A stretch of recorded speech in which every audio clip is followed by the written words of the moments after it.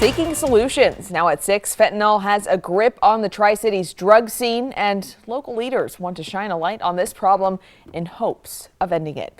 Thank you so much for joining us on this Monday evening. I'm Madeline Hagan. Opioid use and fentanyl in particular has been fostering a deadly drug epidemic during the last several years. KVU's Rylee Fitzgerald joins us in studio to talk about this problem. And Rylee, this is something that one local leader took a closer look at today.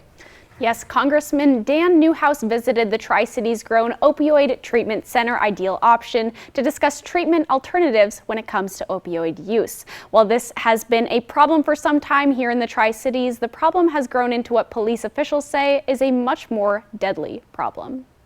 When you hear the word epidemic in America, it's very accurate. The opioid epidemic is a serious problem that we have to talk about. Congressman Dan Newhouse says opioid abuse isn't just a nationwide problem, it's a deadly problem happening right in our own backyards. That's why we hear of all these tragic deaths around the country. We don't even have to say around the country, around Central Washington, around the Tri-Cities.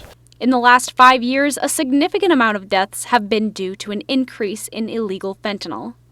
We saw over 100,000 deaths this past year, and just over the last few years, fentanyl has overtaken the entire opioid market. According to the chief medical officer at Ideal Option, Dr. Dawson, with fentanyl use going up, the United States has seen the use of other opioids, like heroin, going down. And Sergeant Littrell agrees.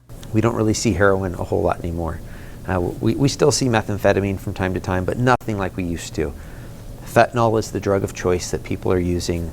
Sergeant Littrell says opioids and fentanyl in particular is the #1 illegal drug police are seeing on the streets right now. The withdrawals are so severe and so miserable that it's really difficult to do it without help. Because withdrawals are so severe, it's up to treatment centers like Ideal Option to step in and provide care, because it's so difficult for someone to do it on their own. Dr. Dawson says the majority of people the treatment center sees are dealing with fentanyl withdrawal like never before.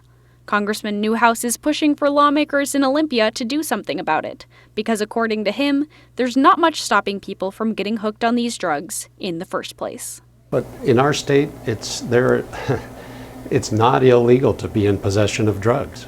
There's no consequences legally for you to have drugs on your person. Now, if you're selling them, distributing them, that's a different thing. But to have them, that's not an illegal thing. According to Dr. Dawson, the steps to decreasing these overdose deaths are awareness of what fentanyl is and what it can do, increasing access to treatment, including in prisons and jails, and making sure people have access to the medications they need. Maddie, back to you.